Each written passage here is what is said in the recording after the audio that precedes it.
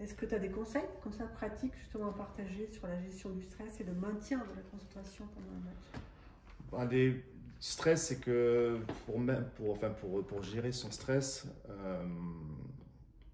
c'est toujours penser à l'annonce suivante en fait. C'est-à-dire que le point suivant, même si on a eu un point un peu compliqué où il va y avoir une discussion, ce qu'on va dire toujours à nous-mêmes, à nos juges de ligne, on va leur dire ce qui importe c'est le point d'après. C'est-à-dire que parfois l'erreur est humaine, ça peut arriver qu'on se plante. Aujourd'hui ça se joue à des millimètres. Donc voilà, c'est gérer ce côté-là, se dire allez, on va se reprendre, on retourne sur le point d'après. Et après se refocaliser sur ce qu'on contrôle aussi, c'est-à-dire toutes ces techniques de base qui nous permettent d'avoir cette confiance en nous sur le contrôle général du match.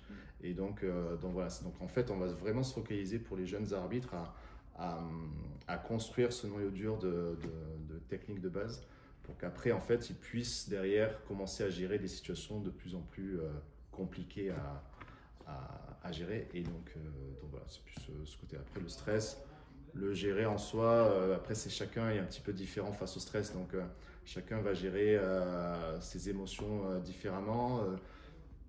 Les petits jeunes, ils vont avoir plus de difficultés à parler avec beaucoup de monde dans les tribunes. Ça c'est quelque chose qui s'apprend aussi, mais ça c'est difficile de dire il faut faire comme ça, comme ça, comme ça. Il faut juste gérer sa voix par rapport au micro, essayer de pas trop crier au micro, juste parler normalement, ne pas essayer d'avoir une voix qui est de chanteur ou quoi que ce soit, ou qui diffère de sa voix normale.